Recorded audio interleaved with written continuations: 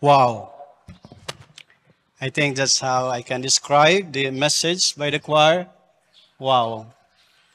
We can forever try and we will lose the race if it were not for God's grace. So thank God for the grace that we experience. It's all because of God's grace. Amen? Amen. Again, good morning.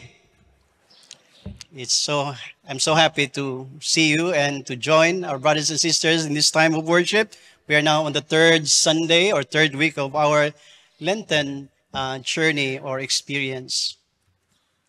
Today's text actually explore a concern that goes into the heart of our Lenten experience, journeying into our inner self, recognizing our sinfulness and appreciating God's love.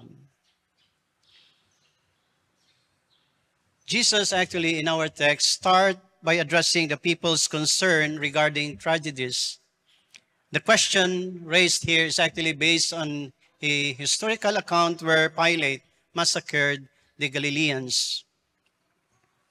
And so the question people ask, was it their fault that they suffered that way? And so they asked Jesus, and then Jesus answered no. They asked that question because at the time it was commonly believed that misfortunes such as illnesses, barrenness, tragedies were result of a personal sin. You suffer because you sin. That was the idea prevalent during this time. We can see this illustration when Job was suffering and three of his friends came and one of the advisors or the friends said, "You are suffering maybe because you have done something wrong." That was the concept. And so these people asked Jesus. I think many people still hold this belief even in our time. We sometimes ask, why are we suffering like this? Why are other people are suffering like that? They must have done something wrong in their lives. In times of great suffering, disaster, disease, and unexpected losses, the natural response is often to ask, why? And sometimes, in our effort to understand the answer, we look for someone to blame in answering why. In the gospel narrative, we have an incident that reflects this tendency. Whose fault is it? I can think of one found in John 9. I hope you're familiar with this. The whole chapter actually talks about the things that happened to a man's life. He was blind at birth and Jesus cured him. But the story in John 9 started with the question of the disciples. Rabbi, they said, who sinned? This man or his parents that he was born blind? And the whole chapter deals with that question. And to which Jesus answered, neither this man nor his parents sinned. And he goes on to say, Jesus said, this happened. He is suffering so that the work of God might be displayed in him. He's now in pain. He is suffering, not because of his fault, but because God can do wonders in that situation.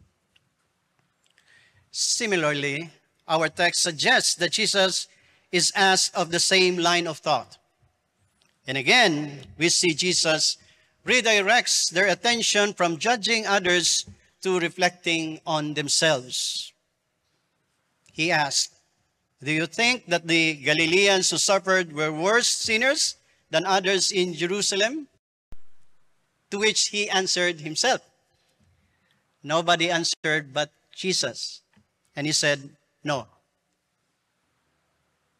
But unless you repent, you will perish also. This statement is not meant to condemn, but serves as a powerful reminder of our mortality and the importance of addressing our spiritual state. We are now on the second or the third week of Lenten season, a time where the church reflects on who we are, not so much about others, but before God. Who are we before God? And for today's reflection, I would like to share with you two crucial words that I want to emphasize. And these are repentance and grace. Very common to our teaching and experience. First, let us talk about repentance. As we know, sometimes we associate repentance as simply feeling sorry for the mistakes or sins we've committed. That's what we usually associate repentance. We are feeling sorry or feeling bad that we have done these things. While that is part of it, the feeling part, but repentance encompasses more. You know, the word repentance comes from a term that means to turn around or turn away from something. That is actually the meaning of repentance, turning away, turning around. It's not just about physically turning away from sinful actions, but in essence, it's about turning away from the old idea that leads us to sin. It's about changing the way we think. Repentance demands changing how we think so we can turn away from those things. Unless our minds are transformed, our behavior that causes us to sin and hurt others will likely remain the same. Without a renewed mind, lasting change is unlikely. It is important to recognize that it involves recognizing our own frailty, tendency to judge, and our inclination to depart from God's path. So there must be a change in us, of course, in our action, but it starts in the way we think. As Paul says in Romans 12:2, it says, don't copy the behavior and customs of this world, but let God transform you into a new person by changing the way you think. Changing behavior is a product of changing first the way you think. Then you will learn to know God's will for you, which is good and pleasing and perfect.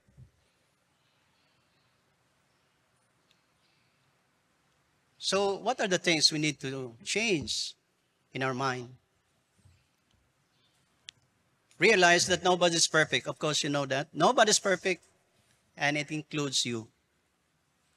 Apart from God, we are nothing. As human beings, we are prone to sin, just as the others are. But on the other hand, we need also to understand that we can do better. And that's the kind of thinking God wants us to emphasize, so that our behavior can follow. Similarly, in Matthew 12:43-45, Jesus shares a parable that reflects this concept of changing first the mind so that actions can follow. In this parable, Jesus said, now when the unclean spirit comes out of a person, it passes through waterless places seeking rest and does not find it. Then it says, I will return to my house from which I came. And when it comes, it finds it unoccupied, empty, and put in order. Then it goes and bring along with it 7 other spirits more wicked than it itself, and they will come in and live there. And the last condition of that person becomes worse than the first. The point of this illustration is that while it's important to feel guilt and remorse for our sins, we must not stop there also. We need to take action and change our behavior. It means you regret saying bad words that hurt others. Repentance means you strive to say beautiful words uplifting words to others. If you are upset about failing your exams and you regret that, it means you work hard to improve your scores. If you feel guilty and remorseful for not helping those in need who are far away, repentance would mean start by assisting those closer to you. It's not just about feeling bad. It's about also doing something good. That's what repentance is. Secondly, let us learn more about what grace is. Generally, we think of grace as merit, favor, that we unrightfully deserve because nothing in us or nothing we can do in our lifetime, nor on the other side of life, can actually merit us or qualify us this grace. As far as the evangelical faith is concerned, that is how we define grace. It is unmerited favor.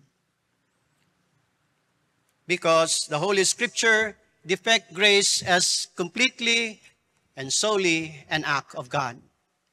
It is not based on our merit. It is solely a gift from God.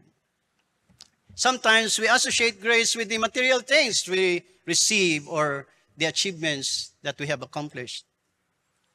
While this is certainly part of it, if we examine the short parable Jesus used to illustrate the importance of grace in our repentance, we will find that he is also emphasizing the significance of the extra effort, the effort of the caretaker. The caretaker who said to the master, give it a chance. The extra effort given to the fig tree so that it can bear fruit. This is another way of looking at or describing what grace is all about in that parable. Let us repeat this. So he said to the man who took care of the vineyard, for 3 years now, I have been coming to look for fruit on this fig tree and haven't found any. And the owner said, cut it down. Why should it use up the soil or the resources? But here's the grace. The caretaker said, sir, leave it alone. Give it another chance. I'll dig around it and fertilize it so that it will bear fruit. If not, cut it down. Here, God's grace is about giving us enough time to bear fruit, reflected in the love and passion of the caretaker. Of course, the caretaker here symbolizes Jesus. Listening to this story, we can now understand how our Lord Jesus is working in our lives. Grace is like giving us a chance. Every day when you wake up is a grace. Because God is giving us a chance. He is cultivating us, putting fertilizer so that we can bear fruit. The implication of this grace is that as you try to change, you're not only working on it on your own. The process of changing yourself is not yours alone. This story is telling us there's someone who is helping us.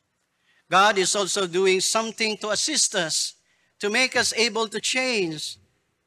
So the call now is cooperate with God's work.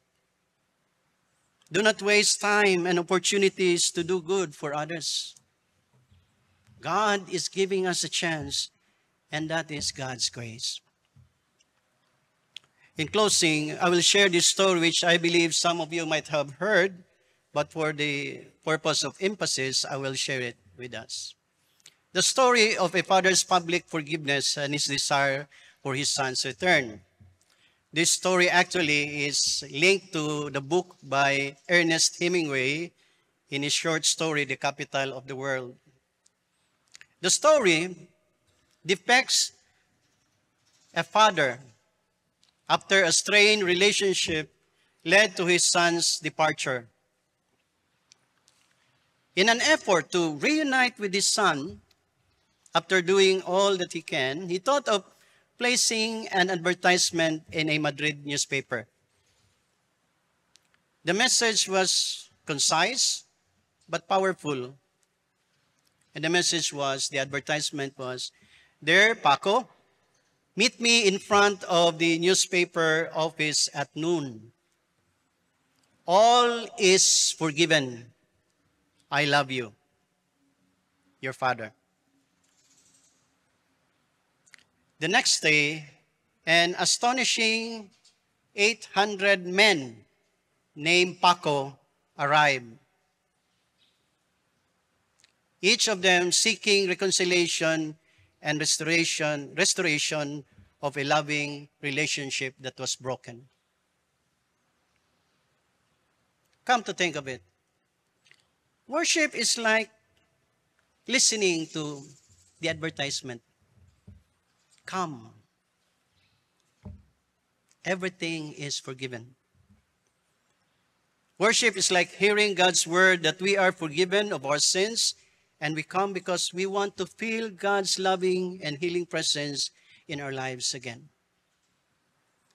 And for that matter, for our worship, it's good that you have come today, because that's what God wants.